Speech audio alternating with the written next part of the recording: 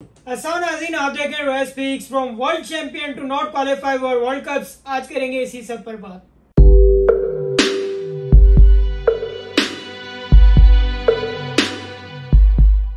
Team जिसे एक जमाने में हराना दुनिया क्रिकेट का सबसे मुश्किल काम समझा जाता था, वेस्ट इंडीज क्रिकेट टीम जो दुनिया क्रिकेट की सबसे ताकतवर तरीन टीम समझी जाती थी, जिसके पास ऐसे तगड़े तगड़े किस्म के फास्ट बॉलर्स थे जो बिल्कुल ताबड़तोड़ बॉलिंग करने में उनका कोई सानी नहीं था। वो टीम जो क्रिकेट की तारीख के पहले 2 ओडीआई वर्ल्ड कप जीती 1975 और 1979 में, अब उस टीम पे वो वक्त आ गया कि वो टीम 2023 के वर्ल्ड कप के लिए क्वालिफाई करने में भी नाकाम हो चुकी है।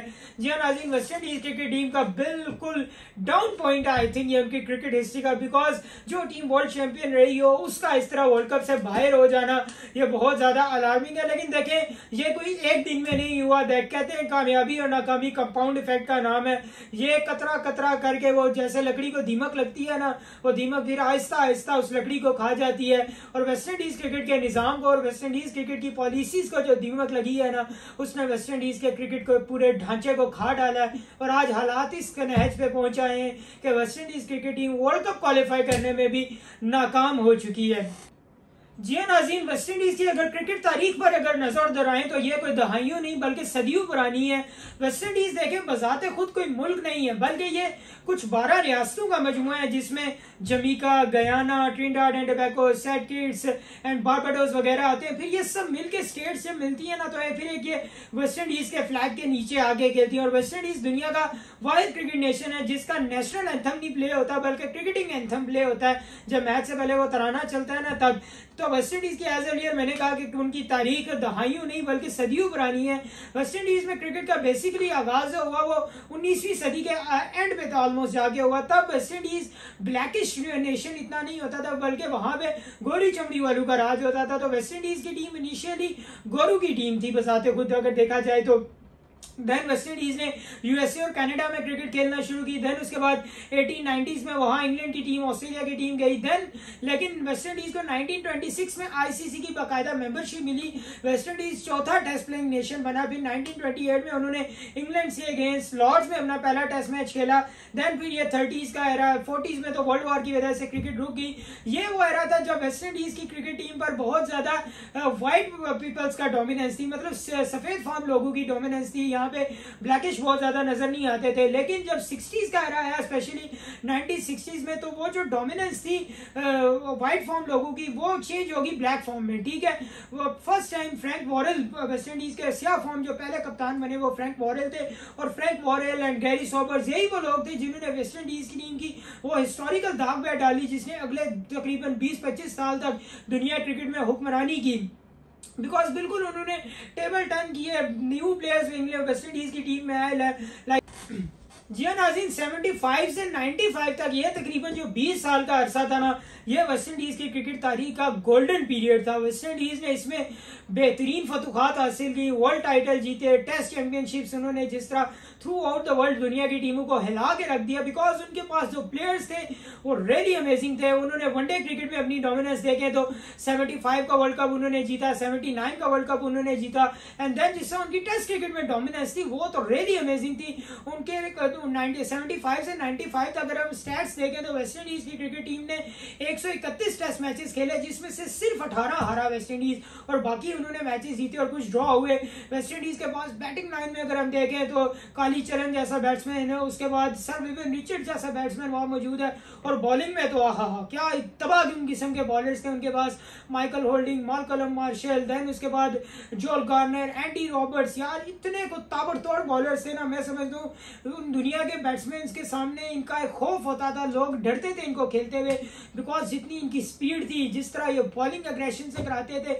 मैं कहता हूँ अगर उस दौर में स्पीडोमीटर्स होते जो बॉल की स्पीड मेजर करते हैं तो शायद दुनिया के बेहतरीन और फास्टेस्ट बॉलिंग का जो रिकॉर्ड है ना, वो शायद वेस्ट इंडियन के पास होता। इतने लीथल बॉलर दुनिया में शायद ही क्रिकेट की 150 साल तारीख में आए हों।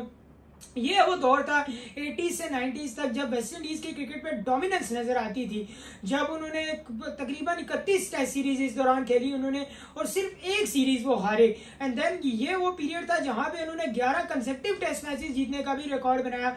इस 80 से 90 की दहाई में शायद एक ही बुरा दिन आया होगा वेस्ट इंडीज की क्रिकेट तारीख में, वो था 1983 वर्ल्ड कप का फाइनल, जहां पे इंडिया को इंडिया ने उन्हें शिकस्त दे दी। लेकिन उसके अलावा वेस्ट इंडीज की डोमिनेंस थ्रू आउट द नजर आई। लेकिन जब 90s का एरा शुरू हो रहा था तो ये वो टाइम था जब वेस्ट इंडीज के main player like Malcolm Marshall, Michael Holding, ये वगैरह ना रिटायर हो रहे थे। And then new lot team में एंटर हो रहा था लाइक ब्रायन लारा, उसके बाद चिंदर पॉल, एंड देन उसके बाद कॉटनी एम्ब्रोस, कॉटनी वॉश। इन लोगों ने भी इनिशियली तो वेस्ट इंडीज की टीम की वो जो डोमिनेंस थी उसको गिरने नहीं दिया।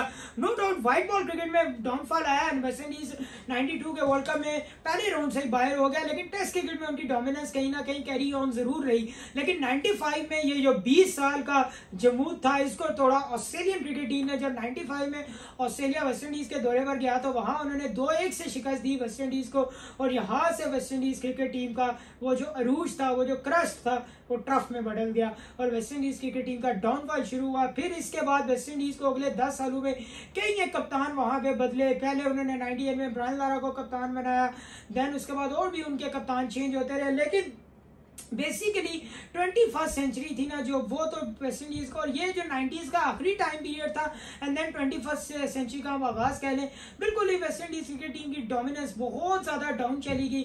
वो अपने होम ग्राउंड पे हारना शुरू हुए, बाहर जाके हारना शुरू हुए, बोर्ड के साथ प्लेयर्स के मसले, फाइनेंशियल इश्यूज बहुत ज्यादा बोर्ड में अराइज हो गए थे। तो वेस्ट इंडीज क्रिकेट टीम बहुत ज्यादा लामतनाही मसाइल का शिकार हो गई थी इस एरा में। बट अगर हम देखें तो लेकिन वेस्ट इंडीज क्रिकेट टीम का जो मेजरली मैं समझता हूँ रिवॉल्ट हुआ ना वो 2005 में था, जब प्लेयर्स का और बोर्ड का रिवॉल्ट हुआ पैसों के लेके मामले को। फिर वहां पे चिंदर पॉल को कप्तान बनाया गया। लेकिन फिर यहाँ पे इसी अरसे में जब ये 2005-6 का अरसा था ना, यहीं पे क्रिकेट में एक नया फॉर्मेट भी पैदा हुआ, वो था T20 क्रिकेट। ठीक है, T20 क्रिकेट ने वेस्ट इंडीज क्रिकेट प्लेयर्स का ये जो मसला था ना पैसों का, इसको किसी हद तक हल कर दिया। लेकिन वो किसी और सूरत में हल कर दिया, उससे वेस्ट इंडीज की टीम को बहुत नुकसान हुआ। बिकॉज जब T20 क्रिकेट शुरू हुई तो उसके साथ ही बहुत ज्यादा क्रिकेट लीग शुरू होना शुरू हो गई, लाइक IPL, उसके बाद बिग बैश शुरू हुआ। फिर लाइक 2010 के बाद तो बहुत ही ज्यादा लीग्स का फ्लो शुरू हो गया ना।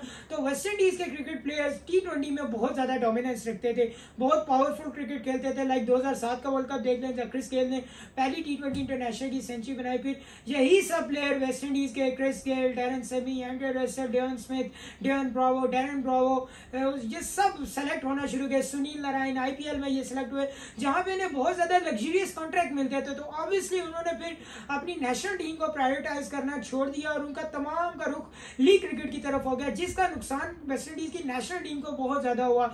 लेकिन ये T20 में इतना नुकसान नहीं हुआ, क्योंकि T20 क्रिकेट में वही सब इकट्ठे होकर आ जाते थे। 2012 का वर्ल्ड कप में वेस्ट इंडीज ने जीता, फिर 2016 में वर्ल्ड कप जीता उन्होंने इंडिया में। वेस्ट इंडीज पहला नेशन बना जिसने ट्वाइस 2 टाइम वर्ल्ड कप का टाइटल जीता। यानी West Indies cricket team T20 में तो अच्छी नजर आ रही थी, लेकिन 2016 के T20 वर्ल्ड कप के फाइनल के बाद जैसा सेमी ने प्रेजेंटेशन में बोर्ड का उड़ाया, फिर उसके बाद उन्हें टीम से निकाल दिया, कप्तानी से हटा दिया गया, तो बहुत ज्यादा प्लेयर रिवॉर्ड्स नजर आ रहे थे। एंड देन उनकी प्रायोरिटीज भी प्लेयर्स की चेंज होगी। फिर 2017 की चैंपियंस ट्रॉफी में वेस्ट इंडीज क्वालिफाई करने में कामयाब नहीं हुआ। 2019 के वर्ल्ड कप में मौजूदाती तौर पर वेस्ट इंडीज क्वालिफाई कर गया, क्योंकि 2019 वर्ल्ड कप का जो क्वालिफायर था वहां पे स्कॉटलैंड की टीम के शिकस्त दी थी। अगर उस मैच में बारिश ना होती तो कहीं ना कहीं स्कॉटलैंड क्वालिफाई कर सकता था, लेकिन वो वेस्ट इंडीज बिल आखिर क्वालिफाई करने में कामयाब होगा।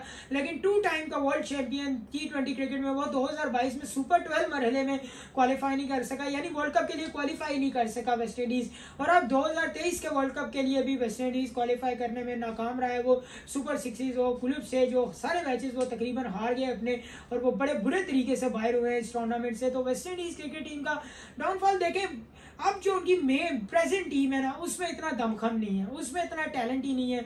बिकॉज जो टैलेंट है वो मेनली प्रायोरिटाइज करता है लीग क्रिकेट खेलना, बिकॉज अब उनके यहाँ कल्चर बन गया है कि लीग क्रिकेट खेलो, अपने आप को फाइनेंशियली सेटिस्फाई करें।